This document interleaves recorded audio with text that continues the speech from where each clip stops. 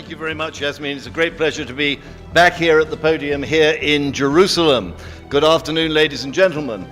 I had planned to open my remarks with a quotation from British Prime Minister David Cameron. And I have to say that following the earlier session today, I now realize the quotation I had planned to use is doubly appropriate. David Cameron was quoted as having said that ISIS has nothing to do with Islam. I have to admit that I spent some time trying to get my head around that proposition, but as I did so, it occurred to me that the British Conservative Party has very little to do with conservative values. What are conservative values? I like to refer to Thomas Jefferson, who I think gave the best summary that I'm aware of. He spoke about liberty with responsibility. He spoke about enterprise and free markets, property rights and the rule of law, low taxes and limited government, family and nation. You could hardly have a better definition. I'd like to pick out that point about limited government, because I have a real concern that governments today, and from where I'm speaking, so many of them seem to be run by very young men with limited experience, they seem to think that if you are elected democratically, then you can make any decision you like and you have a right to do so. You can interfere in any level of detail in the lives of citizens on the grounds that you've been elected and it's for their own good. I believe that that is an infringement of freedom in general and eventually of economic freedom. And I'll give you one obvious example, the way we have treated smokers. Now, I personally hate smoking. I want to be clear about that. I wish nobody would ever smoke. I like to breathe fresh air. But the fact is that about a quarter of my adult constituents choose to smoke. Knowing the risks, as we all know the risks, they make that free choice. It is not the business of government to stop them. And yet I see the sad lines of addicts outside their offices in the rain, out there for a quick gasp on a cigarette. Is this the way that we should be treating our fellow citizens? But it goes beyond that, because coming down the track, we have the proposals on plain packaging for cigarettes. Now, it seems to me that the proposal for plain packaging is a clear infringement of the rights of free speech and of intellectual property rights. We also have duty levels at a punitive level, which is clearly designed to deter smoking. What a good thing, you may say. But another feature of modern governance is this extraordinary fact that those who make the rules seem to give little thought to the consequences. They do not realize that there are unintended consequences and perverse incentives. So what is the effect in terms of the market for cigarettes and tobacco products in my country, the United Kingdom? I'll tell you what it is. The duty levels are so high that about 25% of all the cigarettes that are smoked come in duty-free, either by tourists returning with duty-free or indeed by illegal smuggling. And this has a variety of damages, because the cigarettes end up being sold in pub car parks with no control over the age of the people who buy them. The business of newsagents in the southeast near Dover is extraordinarily damaged. In our country, newsagents tend to be tobacconists as well. There is a host of unintended consequences, and I could elaborate on that, because in virtually every area of tax, if you set taxes too high, then you end up with these sorts of consequences. And I wish I could get hold of Jeremy Corbyn, the new leader of our Labour Party in the UK, and shake him and point out the fact that merely by raising tax rates, you do not necessarily increase revenues, and indeed, in some cases, you reduce them. You may be sitting there thinking, well, none of this bothers me terribly much because I don't smoke, and nor do I, by the way. But don't feel complacent. Cigarettes today, alcohol tomorrow. It will go the same route. In our country, there is a serious debate about applying taxes to sugar, because sugar is bad for you. You think of people on limited incomes who are desperately struggling to feed their families, and what we are going to do is increase the price of the food that mums give their kids. This is not the way to run a tax system. But if we're complaining about the interference in the fine grain of human life in my country, I represent I represent part of Britain in the European Parliament. The European institutions are the past masters at this sort of interference. You will be aware of the mountains of regulation governing all sorts of areas in the European Union, most notably areas like health and safety. I remember the Rickety Ladders Directive. In the area of unemployment, I used to sit on what I called the European Parliament's Unemployment Committee. I called it that because I think that's what it created. In all those areas, we have massive regulation, and various economic estimates have put the cost of over-regulation in the European Union in the area of 6 or 7% of GDP, and that is a big number. But some of the detailed regulations have been absurd beyond reason. You will probably have heard of the straight bananas regulation. And this is often brought up by those who support the European project to illustrate the absurd lies told by Eurosceptics. I have to tell you today, this is not an absurd lie. The regulation governing the curvature of bananas and cucumbers was actually on the European Union statute book for around 10 years. It was recently taken off, admittedly, but it was there. Another one that they tried to get onto the statute book but failed was a regulation to say that when olive oil is served in restaurants, it should be in non-reusable containers. In other words, you won't have that nice glass bottle of cold-pressed extra virgin olive oil when you go to your favorite Italian restaurant. You'll have some wretched little sachet, all because a European bureaucrat was afraid that somebody would put some other kind of oil back into the bottle. These are the sorts of things they do. But let me give you an example of an outrageous intrusion into economic freedom, which has just been perpetrated by the European Union. Are you all familiar with the concept of roaming charges? I'm not sure to what extent they extend beyond the boundaries of Europe.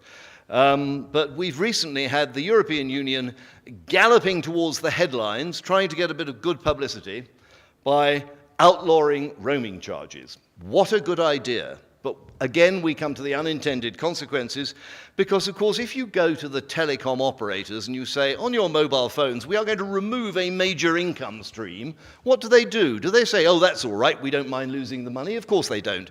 They look at their business model and they say, how are we going to recover this money?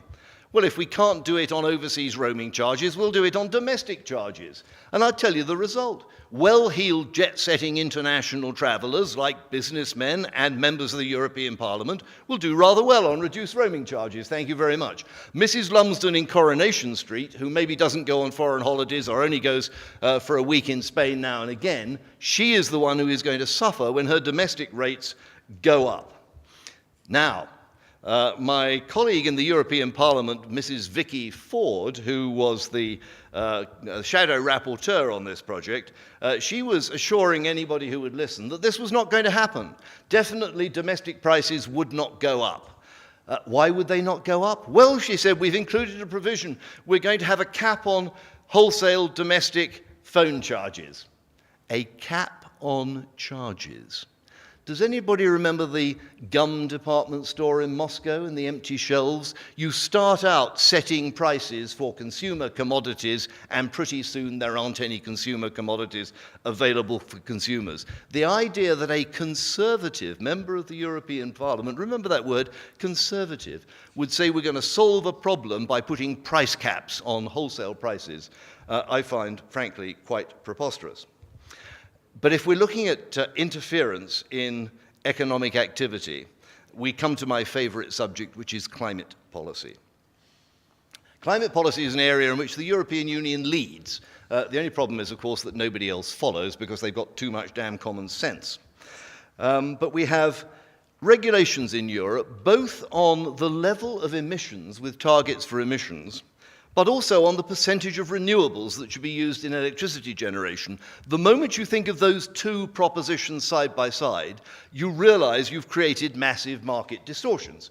If you have an objective of reducing CO2 emissions, and I won't get into the debate about whether we ought to have a limit on CO2 emissions because I would take another hour on that one, But if you want to reduce CO2 emissions, you want some kind of economic tool that reduces CO2 emissions. You do not want two conflicting tools that introduce market distortions and, for example, the balance between nuclear and so-called renewables, wind, solar, and so on, becomes very confused indeed. Now, the former industry commissioner of the European Commission was a nice Italian gentleman called Antonio Tajani. And he let slip a proposition, which I have been quoting constantly ever since, because I think it is wonderful. He expressed his concern about energy prices in Europe. And he said, we in Europe are creating an industrial massacre. I love that phrase. Normally, commissioners are very measured in their use of language, very cautious in how they express themselves. But he came right out with it. We're creating an industrial massacre. How? By our overcommitment to expensive and intermittent renewable energy projects. Some of you may have heard the German transition to renewable energy, and I can't speak German, but they use some phrase like Energiewende or something. It has been an absolute disaster. Just Google it and see what Der Spiegel had to say about it. But the fact is, energy prices have been driven up in Europe to the point where they are hopelessly, hopelessly uncompetitive. That, too, has unintended consequences if you create these perverse incentives. What we are seeing energy-intensive businesses in Europe generally, and in Britain, driven overseas. And there are an awful lot of energy-intensive businesses, so many that I have to have a list and read it out. The steel industry and the aluminium industry, the chemicals industry, glass, cement, petroleum refining, all these industries are closing down, not investing in Europe, and they are going elsewhere. I saw a wonderful map of the glass industry which showed the closures in the European Union and the new factories that were opening in places like North Africa and Turkey and the Ukraine, as the industry carefully placed its factories in convenient locations for serving the European market, which was no longer welcoming in terms of energy prices. In Britain, we have George Osborne, who is what many people would call the finance minister, we call the Chancellor of the Exchequer. He was very concerned about the European Union's emissions trading scheme. Now, I'm sure you're familiar with, you call it cap and trade in America, I think, but this brilliant idea that we will share out emissions. We will share out the pain through a market mechanism. Of course, it doesn't work. There's a 10-year history to the European emissions trading system. It has been a disaster all the way through. It has failed to send the price messages to the market that were intended, although, as I said at a recent event in the European Parliament, the one message it has sent to the market is, go to China. But George Osborne was concerned about the failure of the ETS, the emissions trading system. He felt that it wasn't delivering a high enough price for carbon emissions to be effective. So he hit upon the brilliant idea of creating, in Britain, a carbon floor price, so that if the ETS was delivering pricing that was too low, we would charge more. So you have, first of all, a set of energy policies that has made Europe, the European Union, hopelessly expensive and uncompetitive compared to the rest of the world, and think yourself lucky in America that you have shale gas. And we have added to that an additional tax in Britain, which is designed intentionally. This is not an accidental byproduct. It was designed to make prices in Britain more expensive, to send a stronger message to industry that it shouldn't be emitting carbon. So, generally speaking, Europe is more expensive than the rest of the world for energy, and Britain is more expensive than most of Europe. And in recent months, we have seen 3 separate steel closures in Britain with thousands of jobs lost. We are undermining our industrial base in the name of preventing climate change. But these industries are not stopping. They're not packing up and going away. We haven't given up on aluminium and steel and refined petroleum products. No, they're going elsewhere. Now, they're frequently going to jurisdictions like China, which have lower environmental standards. So you see where we're going on this. The steel industry tells me that a ton of steel made in Shanghai generally emits about twice the CO2 of a ton of steel made in Sheffield. Now, that's merely anecdotal. I can't stand it up with hard data. But what I can stand up with hard data, the British government, the Department of Energy and Climate Change, don't you just love it, the Department of Energy and Climate Change, commissioned a study from a reputable economic think tank on the relative carbon emissions of imported refined petroleum products as compared to petroleum products refined in the UK. Because an awful lot is coming in from all around the place these days, all around the world. Their conclusion was that on average, refined petroleum products imported involved 35% higher CO2 emissions than refined petroleum products in the UK. The result of that, as you can see, is that we have raised prices, we have forced pensioners into fuel poverty, we have driven energy-intensive businesses offshore entirely, we have closed plants, we have destroyed jobs, but also, ladies and gentlemen, we have increased global CO2 emissions. How is that for the battle against climate change?